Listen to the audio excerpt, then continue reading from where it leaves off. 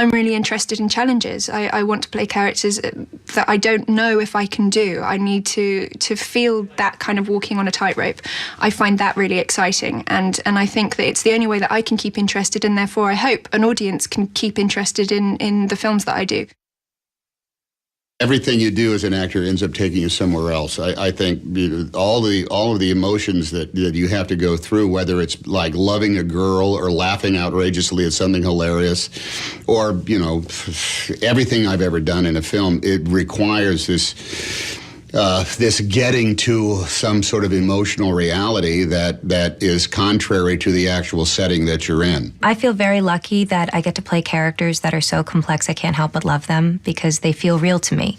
But that's most of the roles that I've gotten to play, and you love them because of their flaws, not in spite of them. You have to just sort of feel it out, you know, and take the chances. And if you feel like on some level it's grounded in some sort of reality, that's really the most important thing.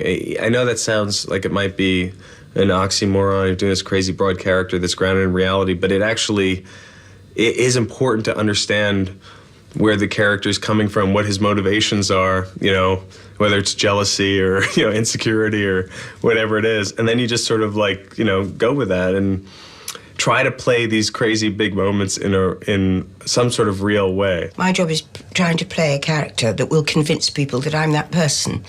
If you get a wonderful script like we did on this, that's not quite so hard to do, because it's a ready-made story for you, and all you've got to do is to make people believe that you're that person in that circumstance, like any part you play. My preparation is always pretty much the same, regardless of whether it's, you know, $150 million film or $1.5 million or whatever it may be. I've got to do a lot of homework, and I've just got to be well equipped when I come onto the floor, and I want to come onto the floor with ideas, and I want to also be well prepared so I have the ability to have a freedom to explore any avenue on the day and have fun. I think it's always really helpful to just incorporate anything that's happening in life into your work. Obviously, in a way that makes sense, but you know, I think acknowledging it and sort of threading it into what you're doing is always helpful. Being an actor is the first thing that I remember wanting to do in life.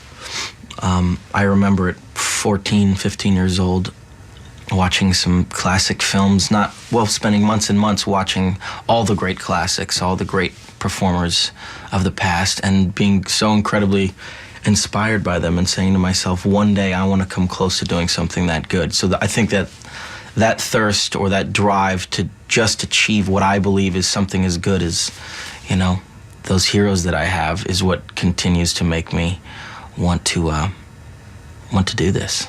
I always get really excited about finding a character that has a really great, strong background to them, you know. And that's not to say that, you know, the girl next door can't be interesting. It's just very often she hasn't been portrayed in that way. And I'd love to see that, you know, because it's such a kind of default thing to just make her kind of cutesy and stuff, but it'd be great if it wasn't that way and if you could really add a backbone to her. And that's what I feel like I've been very lucky with the characters that I've played, that they've kind of come my way, and that it's really just given me something to think about, because you're just going to get lazy otherwise. If you don't have anything to think about, you're just going to get lazy and you're just going to start pulling moves that you know work, you know. Every single character an actor takes on, they need to treat that person as if they were real, in order to feel the correct amount of responsibility for their existence, because your job is to create a real, live, breathing, full, rich, multifaceted, convoluted, complex person, and that's very difficult to do if you don't care about that person. When you get a chance to feel really emotional in something, it's very cathartic. Or you get to be angry, it's great. It's all those emotions that you're not allowed to show in real life. You've got to be sort of in check, and it's beautiful to be able to let rip.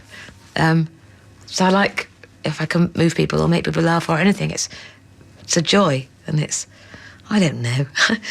I really love it, and I hope I get to do more of it. I get out of the car in the morning and I go, don't run, it looks silly. Just walk to your trailer. Because I love it. And I'm allowed, for whatever reason, to do those movies and do those huge movies which you grew up wanting to do. That's what I grew up when I was 6 years old. That's what I wanted to do, is make big movies.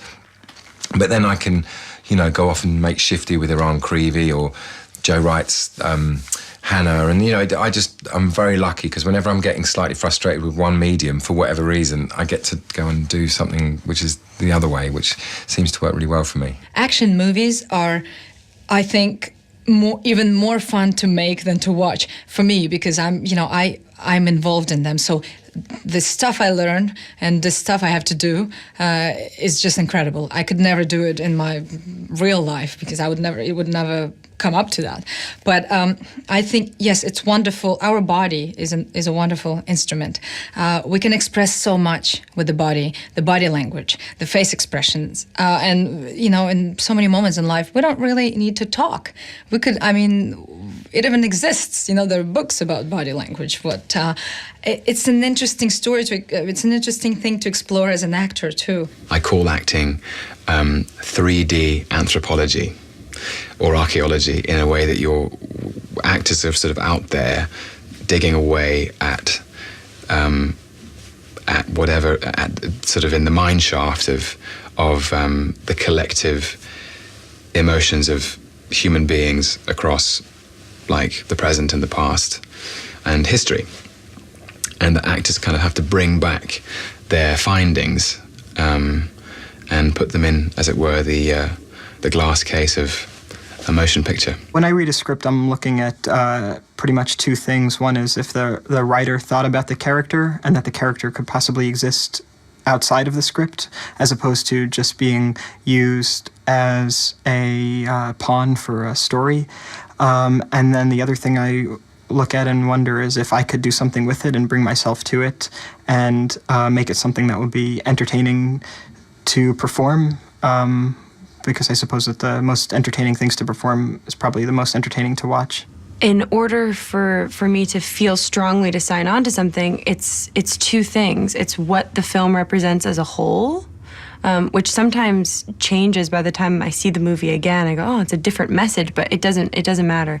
It's the feeling, the intention that I have going into it as the bigger picture of the project, and then you have to have, or at least I feel like for me, I have to have some sort of point of view where I feel like I'm the only one that can do this thing with that, with those words, and with that, what that represents to me. As an actor, there's a lot of control that we lose, and we immediately don't have the moment you start a project. You can do the best, you can give the best of yourself, and have done the most amazing research, and then the director takes it into an editing room for 9 months with his editor, and it might be a completely different thing. So if you think about it that way, the actor is the one element in a project that has the least amount of power. Working in the theatre really exercises your kind of acting muscles, and that sounds really teachery, but it really, really helps you get kind of quick and direct in finding out what characters are like, and because on films you really don't have the time, and as I was saying earlier, you have to really find very quickly you do 5 takes, and each take should be. I like to do things differently. In fact, it's not that I like to do things differently. I am incapable of doing anything the same way twice, which creates a bit of a problem sometimes, because some directors don't like it. They want exactly the same thing, and I can't really do that. So, warning to all directors, if you want the same thing twice, don't hire me. My whole life I've wanted to travel, I've wanted to tell stories, and I'm fortunate. I feel fortunate because I get to do something that I love to do. And to be able to travel the world, and it gives you, it does help as a human being, because you're living in, and as an actor I get to try and understand and learn many different things of life and different trades, and it gives you great perspective on the world, on life, on people.